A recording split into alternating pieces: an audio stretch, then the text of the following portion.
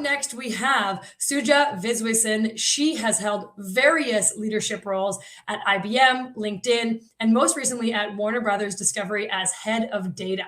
She has over 20 years of data-focused experience. She is a public speaker who has spoken at various universities like Stanford, Berkeley, UC Davis, San Jose State, and outside of work is very passionate about education and women in tech. And this is such a great common theme here today, of course, with the women that we're bringing to the stage. Her session right away is called Silicon Valley to Hollywood, Her Journey as a Technology Leader.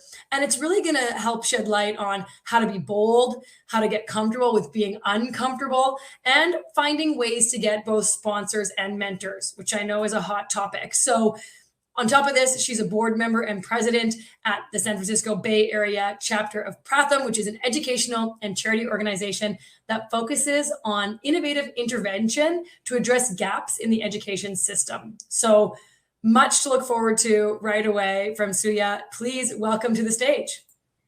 Thank you. Thank you, Margot. I also want to thank Anna. Anna had been reaching out to me since 2020 to speak here, and guess third time is the charm, and then here I am. So due to scheduling conflicts, we could never make it last few years, and this year is amazing, so that's why I'm here. Well, we're happy to have you here, and I will hand it over to you. Thank you. Thank you. I mean, what a wonderful and accomplished speakers today. Erin talked about career play area as opposed to a career ladder. Lena, how do I get here? To how do I get someone else here? And also Dilawli on the board of directors, which is really cool. Mary on sponsorship, Kamini, whom I have worked with, and it was wonderful listening to her. So I'm so honored to be here among all these accomplished women here. So just to give a brief intro of myself, I'm not just a technology leader. I'm a daughter, sister, friend, wife, aunt, godparent. I love hiking. I've been here in the industry for 20 plus years, going through the cycles of comfort and discomfort and learning. Currently, I'm on a career break. So I just left Warner Brothers Discovery about a few months ago, and I plan to start my next play soon in the new year. So one of the things I want to start with is my story is not that different from many of the women who spoke earlier. But the one difference is when I grew up, I had no clue what I wanted to be when I grew up. I started out as one confused child, and I do believe I still am. When I was in the second or third grade, I was quite positive that I wanted to be a teacher. When I was in fifth or sixth, that changed. I wanted to join the army and fight for the country. I guess it was based on what I saw on TV or live that determined what I wanted to be. When I was in middle school, I decided that I would want to be an air hostess and travel around the world in an airplane. I've never seen an airplane until I was a teenager, and I've traveled in an airplane only when I was 23. So this happened, and when I was in high school, one of my 27 cousins, joined one of the prestigious colleges in India, IIT. And for some reason, I believed she was doing engineering, and that fascinated me. And just like Kamini, I didn't want to do any dissection, so that also sealed the deal for me to go joining engineering. That's where I met my best friends, even though I went into engineering in two ways. One is, hey, I didn't want to be a doctor.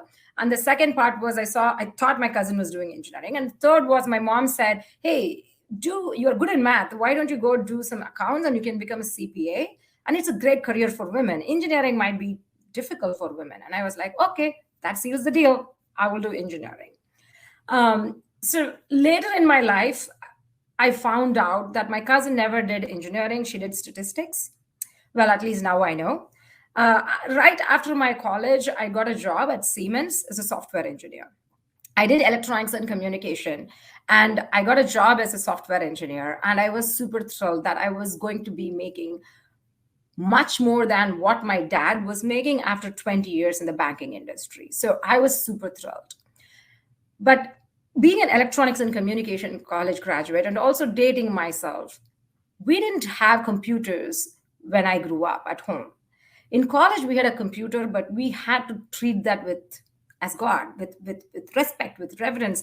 We go there, do your homework assignment, and then just walk back without damaging it or even doing anything with the buttons. That's all I knew. And here I got a job as a software engineer at Siemens. I went there really worried. It was not an imposter syndrome. I didn't know what I was doing, but I was hoping that the initial training would get me through. And I was also a only woman in the team. So when I got there, they taught me how to do my job. Okay, fine, I will do that. But one thing I didn't know was how to start or stop the computer. But one thing I knew was I really cared about the environment. I didn't want to waste electricity. So I would go under the table at the end of the day and unplug the computer. And then next day morning, in those days, if you replug the computer, it would take hours to boot because you have shut it down without any grace, and it's going to go defragment and then come back up on its own for a very long time. So I started coming an hour early so that I can start the computer. About 10 days into my work, some guy noticed me and then he said, "Hey, what do you do under the table every day, morning and evening? And why do you come this early?" And that's when I told him, "Hey, I don't want to waste the power, so unplug." And then he taught me how to click the start button and then shut down and restart. So a valuable lesson that I learned that day is always ask for help. It's okay. Don't go out of the way. Don't go under the table every time you don't know something. Learn to ask for help because people love helping. So thank God that I wasn't a doctor. I was an engineer because God knows what I would have done if I didn't know what to do when I was a doctor. So I worked there for about a year and then got married and I came to this country I tell people that I came to this country through acquisition. Due to my immigration situation, I got bored out of my mind. And then I decided to pursue my master's, and I did my master's in computer engineering in San Jose State. If any of you are from San Jose State, go Spartans. When I was about to graduate, 9/11 happened. The dot-com bubble burst. There was an economic downturn. In retrospect, I was so silly, worried about my job, worried about my career, while there were people losing lives and livelihood. Hindsight is always 2020. Not that the year 2020 was kind either. I started attending every job fair, every career fair in college, trying to somehow get a job. Finally, an engineering manager from IBM showed a bit of interest in me and told me, "Hey, you should be able to, we really like you, keep in touch." That's all. Her name is Catherine Cox, God bless her soul. Little did she know how persistent I was. I kept in touch, really. She pinged me around October. I met her around October, and when she told me keep in touch, I kept telling her, sent her Happy Halloween, Happy New Year, Happy Thanksgiving, Happy Christmas. I kept sending her messages. Do you have a job for me? Until she actually gave me an interview in January. And I got an internship at IBM. So I was so thrilled that I extend my graduation by another semester so I can do an internship. One of the best decisions in life. Because sometimes you have to push certain things in order to accommodate life. I pretty much grew up at IBM. I learned a lot. Again, I was going through unknown territory. This time I was working on mainframes, and mainframes I thought was dead by Y2K in 2000. But those who don't know, mainframes are still behind the scenes working on your ATM transactions, your flight booking, etc. So I had a very similar encounter at IBM as well. I didn't know how to stop or disconnect those computers. But thanks to the learning before, this time, after 2 days of goof up, instead of 10 days, I asked for help. So those folks who taught me are still my friends, still my mentors, and at various times. I continued at IBM as a full-time employee for 12 years. I grew up there into management. Even with management, I always wanted to be in management. I even had a 5-year plan when I joined IBM. And when I was at IBM, when I wanted to become a manager, a lot of people told me, you will be good at it. So IBM had a great management training program. So I went to the training program to become a manager. I went to the training program, came back, and I said, I don't think I'm ready. Because at that point in life, I was not ready to manage people who are much smarter than me. I was in my 20s. I thought I knew everything, but I believed I was not ready for that yet. So it took another 2 years, again, the best decision of my life, to mature myself before jumping into something. And then eventually I became a manager there and I was working there. But when I became a manager, what happened was, when I wanted to become a manager, I went to one of my mentors and then I told him, hey, in 6 months, I will be ready to become a manager. So if you find something, let me know. This guy looked at me and he said, okay, great. I currently have a job in development for a manager role. Why don't you go think over the weekend and let me know if you want to take it? Then I said, hey, listen, I just told you I'll be ready in 6 months. Why are you offering me a job now? And then he said, Suja, listen, I know you. You wouldn't come to me if you weren't ready. So think about it. Then I told him, I worked in QA. I don't know much about developments. I would rather take a QA engineering manager job. And he said, you know QA well, right? Yes. Are you an expert? Yes. So what are you going to learn there? I was like, what? Development is something that you don't have experience in. So you can go and learn. Yes, it's going to be initially difficult, but you will learn something new. So again, he made me get out of my comfort zone and go into a territory that I was not comfortable with. But again, listening to him was one of the best decisions I made, and I took that leap. So far, you must have seen a pattern. I love comfort. I like to be in a comfort zone. But one thing I have learned is over the time is building a network of people who will kick me in a butt and then move me in the direction of discomfort. And that is what helped me to push myself and learn and then keep moving in my career.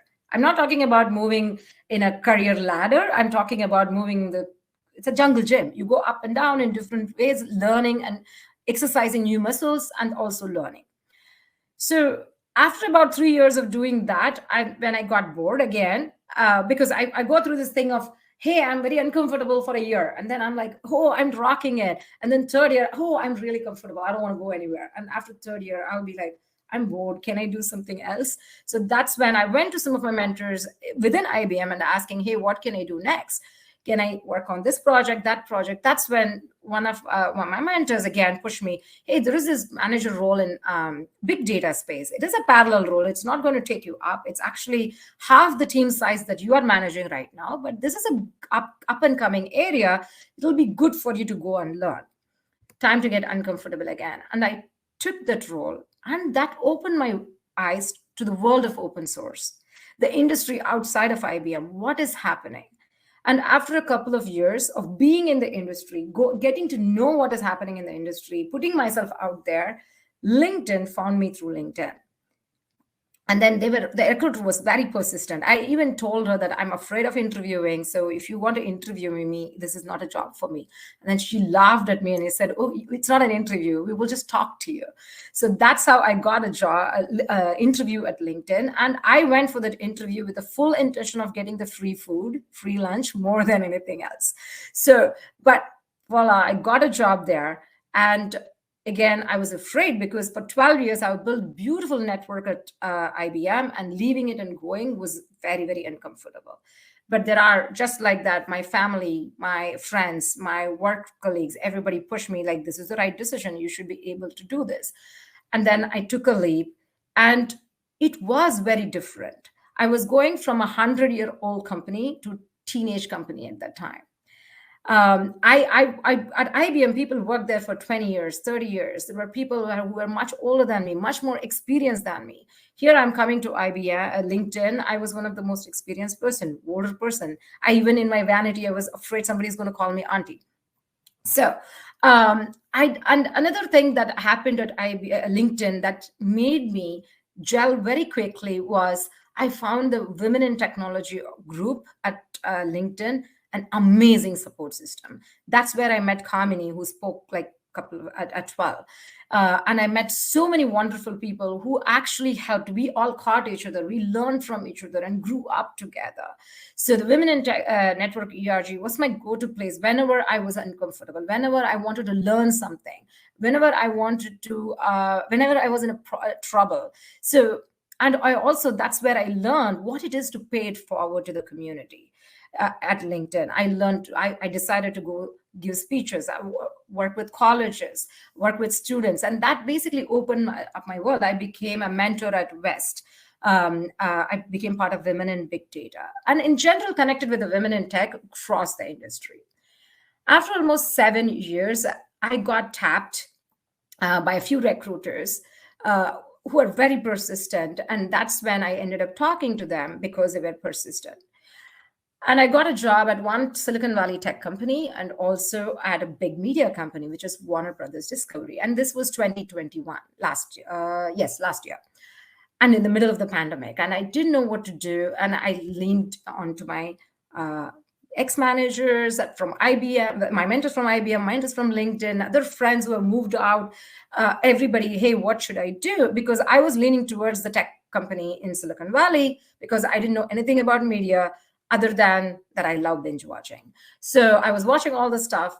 So that's why I'm fascinated by the industry, but I wasn't sure. I don't know anything about it. But it was a role to head all of data for all kinds of products, from Cartoon Network to Harry Potter to DC Universe to HBO Max, CNN. It was just wild.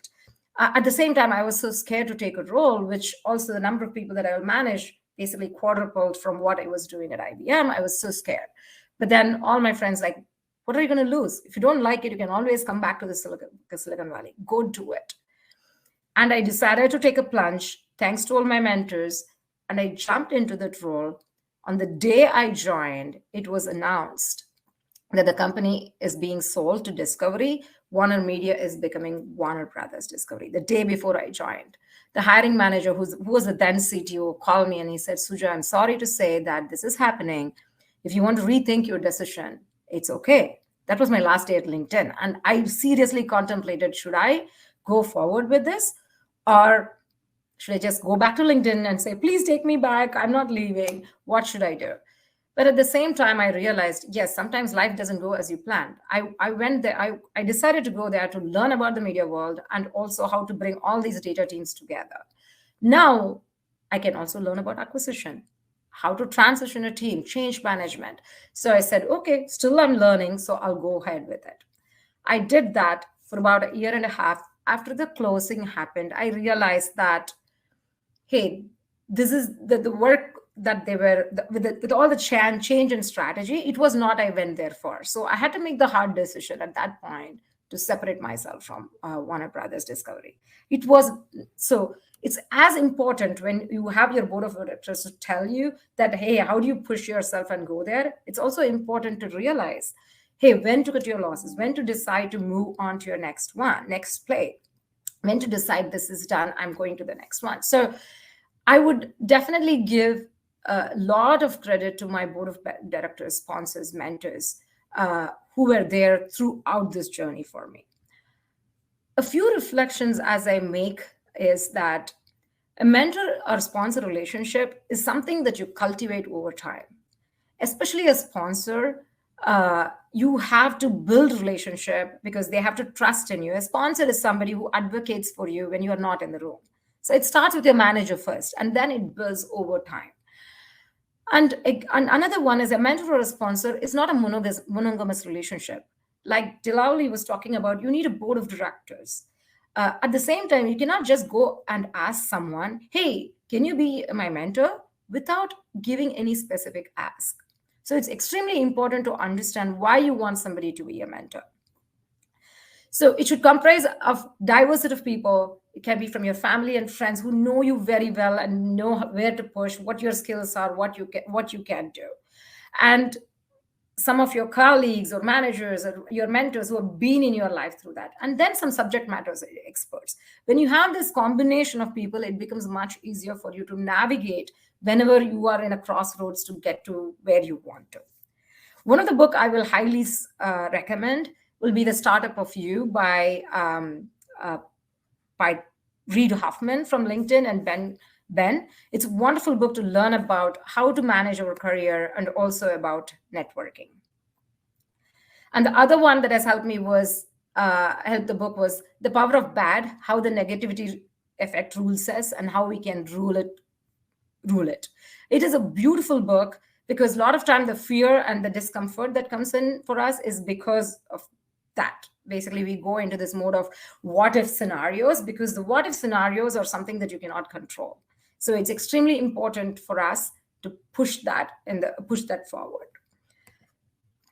And the other one is that, like we talked about networking and building the board of directors, right? It's not a very daunting task. You don't have to start learning golf or start drinking or smoking if you don't, to figure out how to get there. So figure out ways what works for you. I have a group of women that I go hiking with.